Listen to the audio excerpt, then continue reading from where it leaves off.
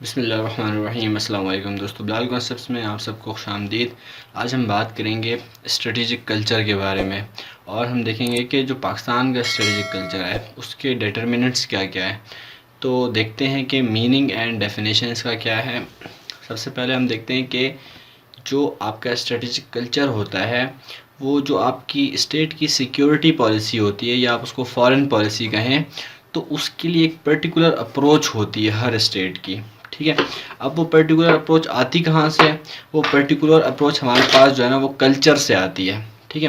Culture کیا ہوتا ہے؟ کلچر کے اندر آئیڈیاز، ویلیوز جو آپ کے ہوتے ہیں، جو کہ آپ کے چلے آ رہے ہیں کافی ٹائم سے، ٹھیک ہے، ایٹیٹیوڈز اور بیہیویئرز ہوتے ہیں آپ کے۔ تو یہ تمام چیزیں جو ہیں، یہ تمام چیزیں آپ کی جو سیکیورٹی پالیسی ہوتی ہے اس کو ڈرافٹ کرنے میں آپ کی مدد کرتے ہیں، ٹھیک ہے۔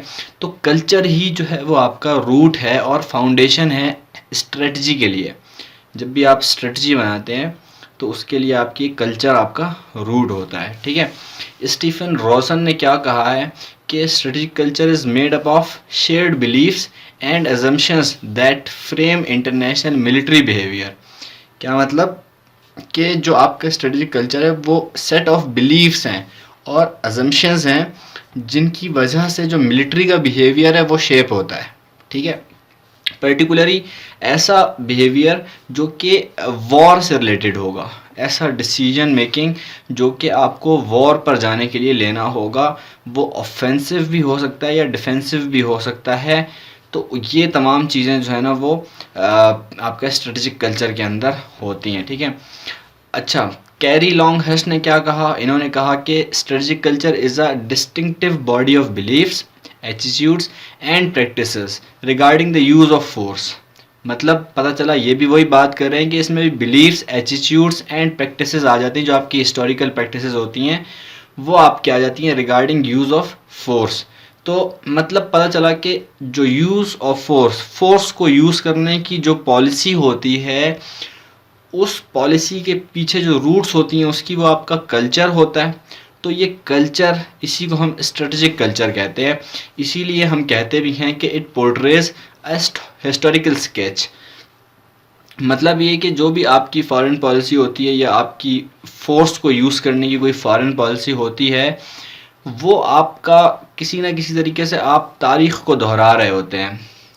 آپ نے سنا ہوگا نا کہ تاریخ اپنے آپ کو دہراتی ہے، تو یہاں پر ہمیں پتہ چلتا ہے کہ تاریخ اپنے آپ کو نہیں دہراتی، ہم تاریخ کو دہراتے ہیں، ٹھیک ہے۔ ہم اپنے پاسٹ ایکسپیرینسز کو جو اچھے ہوں ان کو دہراتے ہیں، اور جو غلط ہوں ان سے سیکھ کر ان کے اندر ماڈیفیکیشن کرتے ہیں، ٹھیک ہے۔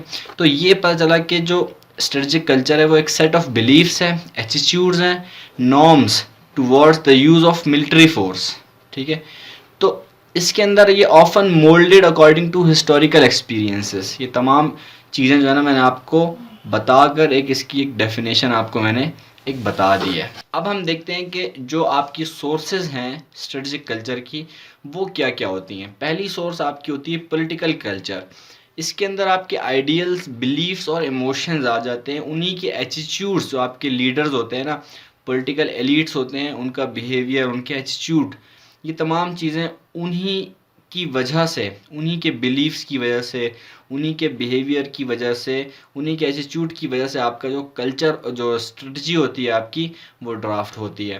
تو پاکستان جو ہے نا اس کے جو ہے نا وہ جو پیچھے کیا چیز ہے، اس کے پیچھے اسلامک فیشن ہے کہ ہمارے جو لیڈرز ہیں یا ہماری عام جو پبلک ہے، جو ہمارا پبلک اوپینین ہے، وہ بھی بیسڈ آن اسلام ہے، ٹھیک ہے۔ تو اسی لیے ہم کشمیر کے لیے آپ دیکھتے ہیں کہ وہاں پہ ہمارے مسلمان ہیں، تو ہم وہاں اس کے لیے سولیڈیرٹی دکھاتے ہیں۔ فلسطین کے لیے بھی ہم سولیڈیرٹی دکھاتے ہیں۔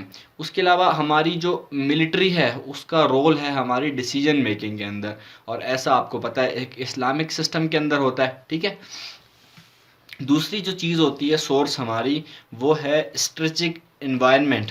وہ کیا چیز ہے کہ آپ کی جو جغرافک لوکیشن ہوتی ہے، جو آپ کی جغرافی ہوتی ہے، مثال پاکستان کی جغرافی کیا ہے کہ پاکستان آپ کو پتہ ہے ایشیا میں ہے، اور ساؤتھ ایشیا میں ہمارے پاس انڈیا ہے، ہمارے پاس ایران ہے، افغانستان ہے۔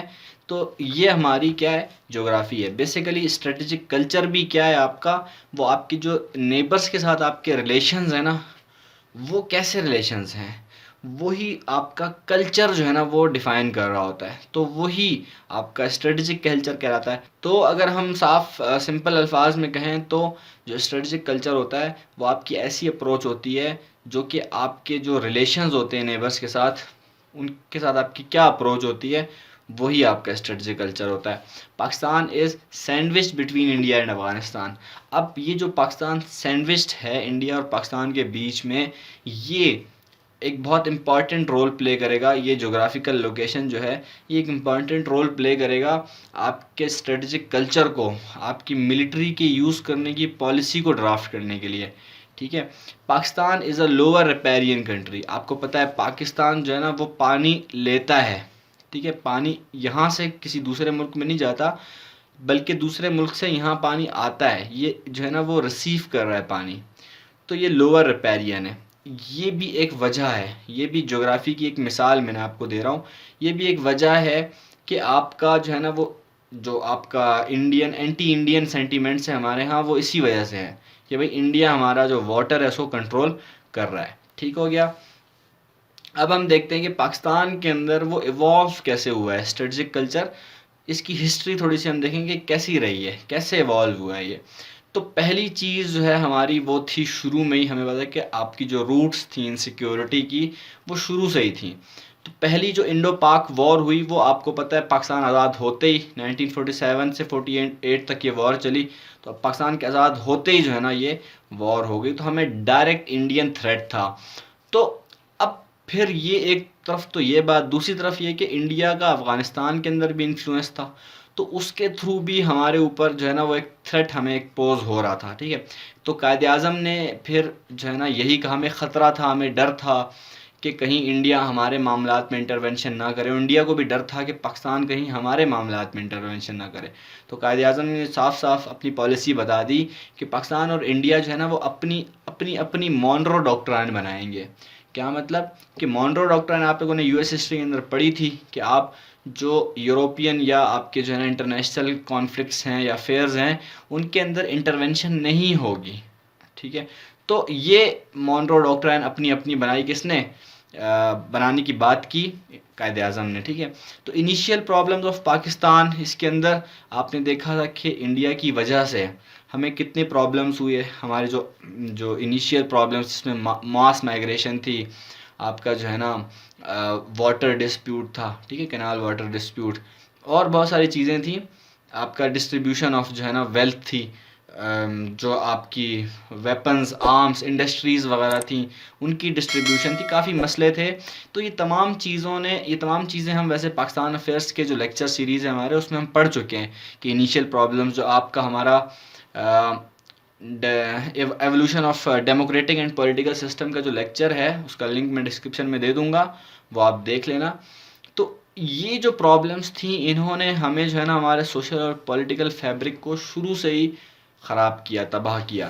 پھر اگلا جو تھا ہمارا ایوالو ہونے کے لیے وہ افغانستان کا ایک ایشو تھا، اس کی وجہ سے بھی ہمارا جو اسٹریٹجک کلچر تھا وہ ایوالو ہوا۔ آپ کو پتہ ہے افغانستان کا جو آپ کو پتہ ہے کہ کلیم تھا کے پی پر بھی اور بلوچستان پر بھی، ساتھ ہی ساتھ میں نے یہاں پہ نہیں لکھا بلکہ جو آپ کا نارتھ ویسٹ فرنٹیئر پروونس تھا جو کہ اب کے پی کے کا علاقہ ہے وہاں پر، اور اس کے علاوہ ایک اور علاقہ ہے فاٹا کا جو وہاں جو یہ بھی اب کے پی کا علاقہ بن چکا ہے، تو یہاں پر بھی افغانستان کا کلیم تھا اور آج تک ہے۔ اور شروع میں آپ کو پتہ ہے جو ڈورنڈ لائن ہے ہماری، یہ آپ دیکھیں یہ پاکستان کا میپ آ گیا اور یہ افغانستان کا میپ آ گیا، تو یہ پاکستان اور افغانستان کے بیچ میں جو لائن آتی ہے اس کو ہم ڈورنڈ لائن کہتے ہیں، یہ جو بارڈر ہے ان کا۔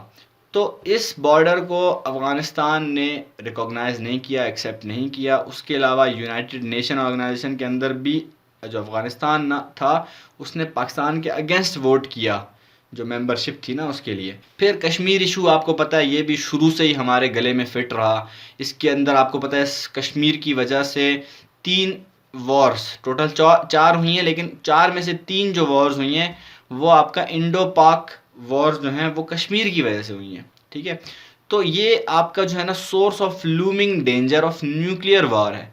تو آپ کو پتہ ہے کہ کشمیر کی وجہ سے ہم نے جو ہے نا نیوکلیئر ویپنز بھی ہم نے بنائے اور کافی ہم نے اپنی اسٹریٹجک کلچر کے اندر چینج لے کر آئے، نیوکلیئر ویپنز کی طرف گئے، ٹھیک ہے. جغرافیکل فیکٹر یہ ایک بہت بڑا ایک فیکٹر تھا ہمارے اسٹریٹجک کلچر کو شیپ کرنے کے لیے، کیونکہ ہمارے پاس اسٹریٹجک ڈیپتھ نہیں تھی. اسٹریٹجک ڈیپتھ کیا ہے؟ یہ ایک پالیسی تھی ایک قسم کی، جس میں جو ہے نا یہ بات ہوئی تھی کہ بھائی اگر انڈیا ہم پہ اٹیک کرتا ہے تو ہم افغانستان کی جو رجائم ہے اس کو ہم یوز کریں گے، اور وہاں سے ہم جو ہے نا اس کا سپورٹ حاصل کر کے پھر ہم انڈیا جو ہمارے ملک میں گھس چکا ہوگا اس کو ہم ریٹیلیٹ کریں گے اور واپس انڈیا کو اپنے ملک میں بھگائیں گے. ٹھیک ہو گیا. تو یہ آپ کی جو ہے نا وہ اسٹریٹجک ڈیپتھ پالیسی تھی. تو یہ ہمارا جو ہے نا جغرافی کی وجہ سے ہمیں مجبور تھے ہم کہ ہمیں افغانستان سے اچھے ریلیشنز بنانے پڑتے تھے. کیوں؟ کیونکہ آپ کو پتہ ہے پاکستان جو ہے نا اب ایک سینڈوچڈ کنٹری ہے بٹوین انڈیا اینڈ افغانستان. تو اب پاکستان مجبور ہے، کیونکہ دونوں طرف سے اگر جو ہے نا آپ کو پتہ ہے افغانستان بھی انڈیا کا لائے ہے کسی نہ کسی طرح سے. اب تو کافی حد تک اس کا انفلوئنس ختم ہو گیا، لیکن پہلے تھا. کیونکہ ہم ایولیوشن کی بات کر رہے ہیں تو پہلے تو ایسا تھا. تو پھر وہاں پر آپ کو پتہ ہے انڈیا کا جو سپورٹ تھا نارتھن الائنس کو، وہ جو ہے نا وہاں سے اپنا انفلوئنس قائم کر رہے تھے اور پاکستان کو تھریٹ پوز کر رہے تھے دونوں طرف سے. ٹھیک ہے. تو اس کے علاوہ آپ کو پتہ ہے جو ہماری ریلوے لائن ہے وہ انڈین بارڈر کے قریب ہے بالکل، اور پاکستان کی جو لینڈ ہے وہ بھی لوور ریپیرین ہے. یہ بھی جغرافیکل ایک فیکٹر آ گیا. ٹھیک ہے. پھر سیکیورٹی ڈائلما ہمیں رہا، شروع سے ہی ہماری آرمز ریس چلتی رہی انڈیا کے ساتھ. ہماری جو دونوں اسٹیٹس ہیں انڈیا اور پاکستان دونوں ہی نیوکلیئر اسٹیٹس ہیں، اور اب یہ جو ہے نا ڈیٹرنس کی طرف جا رہا ہے معاملہ. ڈیٹرنس کیا ہوتا ہے یہ ہمارا ایگزیکٹلی اگلا لیکچر ہے. ٹھیک ہے. اس کو ہم پھر جو ہے نا اسی لیکچر میں ڈسکس کریں گے. تو یہ ہمارا اس طرح سے ایوالو ہوا ہے اسٹریٹجک کلچر. ٹھیک ہے. اب ہم دیکھتے ہیں کہ ایوالو ہونے کے بعد ہمارے اب ڈیٹرمنٹس کیا بنے فائنلی جو ہم نے اسٹریٹجک کلچر بنایا اپنا. تو پہلا جو ہے نا وہ تھا سیکیورٹی کمپٹیشن ود انڈیا. اب ہم نے جو ہے نا ڈیسائیڈ کیا کہ ہم اپنے اسٹریٹجک کلچر کے اندر انڈیا کے ساتھ ایک کمپٹیشن ہی رکھیں گے، سیکیورٹی کمپٹیشن. کیوں؟ کیونکہ جو پارٹیشن تھا وہ انفیئر ہوا تھا. انڈیا نے شروع سے ہی ہمیں سبجوگیٹ کرنے کی کوشش کی تھی.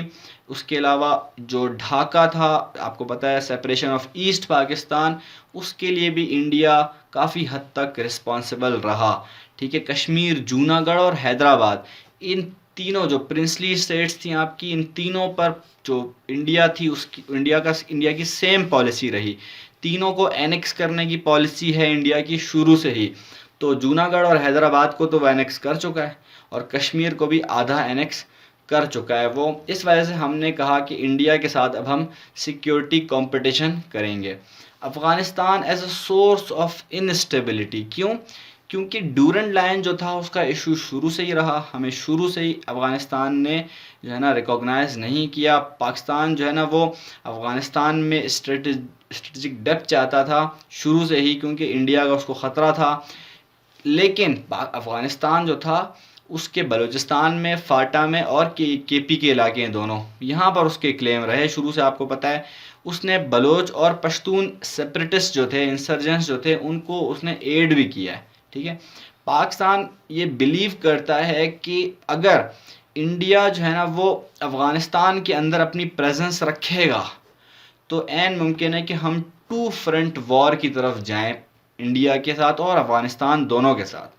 تو دو فرنٹ پہ ہماری وار ہوگی نا، یہ ہمارا پاکستان آ گیا، یہ افغانستان ہے اور یہ انڈیا ہے. تو اس طرف بھی وار ہوگی ہماری اور اس طرف بھی ہماری، یہ ٹو فرنٹ وار ہے یہ. ٹھیک ہے. تیسرا جو ہے نا ہمارا وہ ڈیٹرمنٹ ہے آئیڈیالوجیکل ڈفرینسز ود انڈیا. ہمارے انڈیا کے ساتھ آئیڈیالوجیکل ڈفرینسز آپ کو پتہ ہے ٹو نیشن تھیوری یہ شروع سے ہی ایوالو ہوتی آئی. انڈیا ایک الگ قوم تھی، ہم ایک الگ قوم تھے، ہماری اپنی جو ہے نا وہ کلچر تھے، ٹریڈیشنز تھے. ٹھیک ہے نا.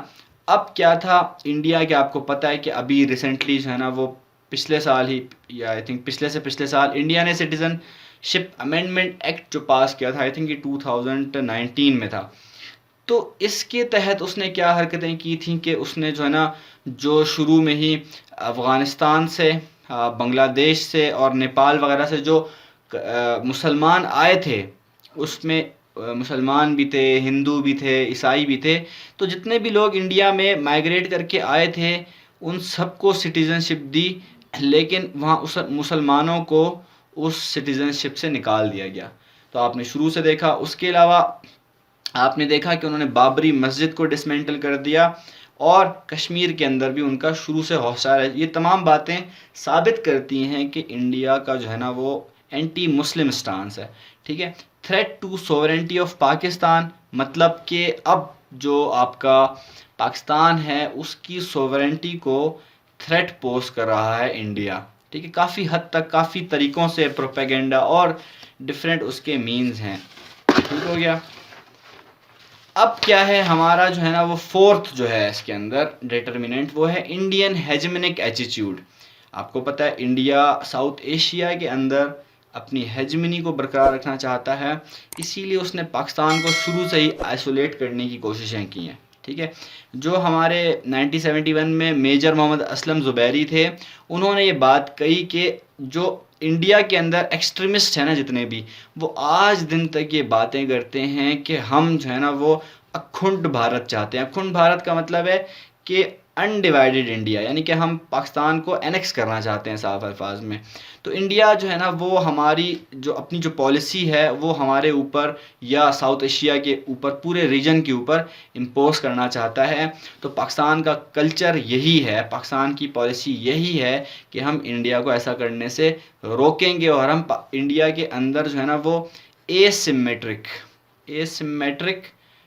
ڈیٹرنس قائم کریں گے.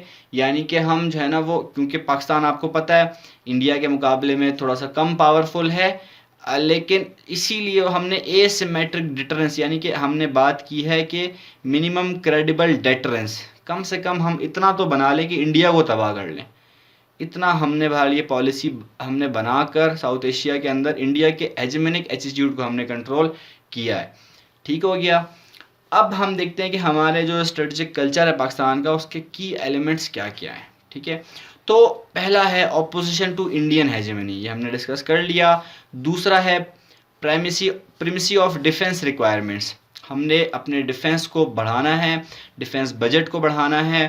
پھر ہے نیوکلیئر ڈیٹرنس، ہم نے نیوکلیئر ویپنس بنا کر ڈیٹرنس قائم کرنی ہے، انڈیا کو کاؤنٹر کرنا ہے. ٹھیک ہے. جو ہم نے نیوکلیئر ویپنس بنائے ہیں وہ بیسیکلی ہم نے جو ہے نا وہ آرمز ریس انڈیا کے ساتھ ہے ہماری، اسی سلسلے میں ہم نے اور بہت سارے بنائے ہیں اب، اور آئے دن بنتے ہی رہتے ہیں. آپ کو پتہ ہے آرمز ریس چلتی ہی رہے گی. اس کے علاوہ acceptance but not reliance on out side assistance, ہم ٹھیک ہے آؤٹ سائڈ اگر کوئی ہیلپ ہمیں ملتی ہے تو ایکسیپٹ تو ہم کریں گے، لیکن ہم ریلائی کسی پہ نہیں کریں گے. یہ ہماری پالیسی رہی. پاکستان کو اس کی مثال آپ کو پتہ ہے 1950 سے 60 میں ہم نے یو کے سے اور یو ایس اے سے ہم نے ویپنس خریدے. ٹھیک ہے. لیکن بعد میں آپ کو پتہ ہے جب پاکستان نے سیٹو سینٹو چھوڑ دیا، ہمارے جو ہے تعلقات ویسٹرن کنٹریز سے اچھے نہیں رہے، تب پھر پاکستان لازم بات ہے کچھ تو کرنا تھا، اپنا پیٹ تو بھرنا تھا، تو اس نے چائنا کی طرف رخ کیا، اور چائنا سے پھر جو ہے نا اس نے اپنا جو ہے نا وہ اسلحہ خریدنا شروع کیا. پھر اس کے علاوہ اسٹیبلٹی آن پاکستان ویسٹرن بارڈر، یہ ہم نے سوچا کہ ہم جو ہمارا ویسٹرن بارڈر ہے وہاں پر ہم ہر صورت میں اسٹیبلٹی قائم کریں گے، تاکہ کم از کم ایک جگہ سے تو ہمیں کچھ ریلیف ملے نا. تو اسی لیے ہم نے جو افغانستان سے ہمارا بارڈر ہے ڈورنڈ لائن، وہاں پہ ہم نے فینسنگ اسٹارٹ کر دی ہے، اور ہم نے ڈرگ ٹریڈ کو کنٹرول کرنے کے لیے اور اسمگلنگ کو کنٹرول کرنے کے لیے اس بارڈر کو جو ہے نا وہ کافی زیادہ اس کو مضبوط بنایا ہے، اور اس کے اوپر ہم نے سیکیورٹی قائم کر دی ہے. اگلا جو ہے نا ہمارا اسی کے اندر جو ہمارا کی ایلیمنٹ ہے وہ ہے identification with conservative Islamic causes. کیا مطلب کہ ہم جو ہماری جو اسلامک ورلڈ ہے اس کو ہم جو ہے نا وہ اس کا حصہ بنیں گے، اس کے ساتھ رہیں گے. آپ کو پتہ ہے پاکستان او آئی سی کا ممبر ہے، تو پاکستان او آئی سی کے اندر ایک واحد کنٹری ہے جو کہ نیوکلیئر جو پاور ہے. ٹھیک ہے. اب لازمی بات ہے اسی طرح سے ہمارا پاکستان کا جو امپیکٹ پڑتا ہے مسلم ورلڈ کے اوپر، جب بھی مسلم ورلڈ کو خطرہ آتا ہے سیدھا پاکستان کی طرف ان کا رخ ہوتا ہے. ٹھیک ہے. تو یہی پاکستان بھی یہی کرتا ہے کہ وہ اسلامک ورلڈ کو یوز کرتا ہے تاکہ وہ اپنی فارن پالیسی گولز کو پرسو کر سکے. اپنی جو پاکستان اسرائیل پالیسی ہے یا پاکستان کی جو ہے نا اور کنٹریز کے ساتھ جو پالیسی ہے وہ اس کو پرسو کر سکے. اس کے علاوہ مسلم نیشنلزم کو انسٹل کرنا چاہتا ہے پاکستان، یعنی کہ تمام جتنے بھی مسلم کنٹریز ہیں سب کو پاکستان یہ کہنا چاہتا ہے کہ سب ایک ہو جائے. ایک پلیٹ فارم پہ آ جائیں. اس کے لیے پاکستان نے کافی جگہوں پر جو ہے نا وہ میڈیشن اور جو ہے نا کافی اپنا رول پلے کیا ہے. ٹھیک ہے. اب ہم نے دیکھا کہ کچھ ٹائم میں پھر آپ نے دیکھا کہ پاکستان کا جو اسٹریٹجک کلچر ہے اس میں کافی چینج بھی آیا. کیسے کہ ہم نے دیکھا کہ ہم نے پھر نیوکلیئر ویپنز ڈیولپ کرنا شروع کر دیے 1970 کے بعد. ٹھیک ہے.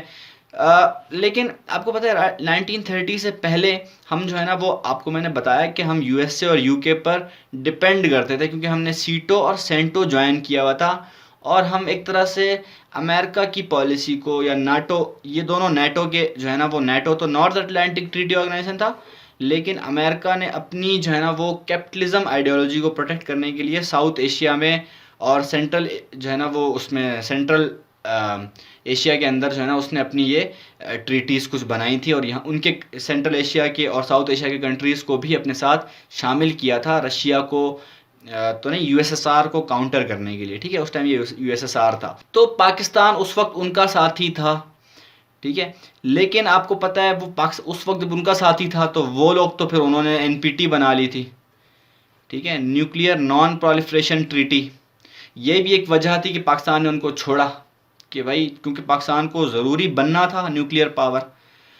تو پھر 1970 کے بعد پاکستان نے اپنی پالیسی چینج کی اور جب سیٹو اور سینٹو کو بھی چھوڑ دیا اور نیوکلیئر ویپنز کے اوپر اس کی نیوکلیئر ٹیکنالوجی کے اوپر کام کرنا شروع کر دیا. ٹھیک ہے. یہ جو آپ کا ذوالفقار علی بھٹو تھا اس کے دور میں ہی اس کے اوپر کام شروع ہو گیا تھا. ٹھیک ہے. اچھا پھر آپ کا پوسٹ 9/11 میں ایک اور شفٹ آیا. وہ کیا شفٹ تھا وہ دیکھیں آپ کہ پہلے تو آپ کو پتہ ہے کہ جو 1979 ٹو 1991 ٹھیک ہے یہ آپ کی جو سوویت افغان وار چلی ہے اس میں امریکہ بھی اور پاکستان بھی دونوں افغان طالبان کے جو ہے نا وہ سپورٹر تھے. لیکن اب کیا ہے 9/11 کے بعد پاکستان نے اور امریکہ دونوں نے ڈیسائیڈ کیا کہ ہم طالبان کو سپورٹ ختم کر دیں گے. ٹھیک ہے. اور پاکستان یو ایس اے کا جو ہے نا وہ فرنٹ لائن الائے بن گیا اگینسٹ القاعدہ اور طالبان. ٹھیک ہو گیا. پھر ہم نے 2015 میں بھی ایک چینج کیا اپنے اسٹریٹجک کلچر کے اندر. وہ کیا کہ جب ہم اپنا نیشنل ایکشن پلان بنا رہے تھے آپ کو پتہ ہے ایک ٹیررسٹ اٹیک ہوا تھا اے پی ایس میں.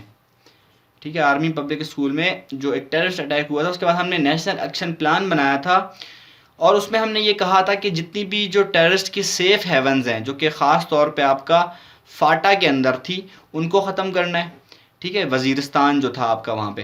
ٹھیک ہے. اور اس کے علاوہ سلیپر سیلز ان کو ختم کرنا ہے. سلیپر سیلز کیا ہوتے ہیں جو آپ کے ٹیررسٹ گروپس وغیرہ جو ہے نا وہ انڈر گراؤنڈ ہو کے چھپ جاتے ہیں. ٹھیک ہے. اور بعد میں موقع لگنے پر واپس نکل کے آتے ہیں. تو ایسے سلیپر سیلز کو بھی ختم کرنا تھا. پھر فاٹا کا جو ریجن تھا اس کے اندر آپ نے وہ کرنا تھا ریفارمز لے کر آنے تھے. بیسیکلی جیسا کہ ہم نے آپ نے پڑھا تھا کہ سیکیورٹی ان 21st سینچری آپ نے یہ ٹاپک پڑھ چکے ہیں تو ہم نے اس میں بات کی تھی کہ 21st سینچری میں جو سیکیورٹی کا کانسیپٹ ہے وہ شفٹ ہو چکا ہے انڈیویجول سیکیورٹی کی طرف.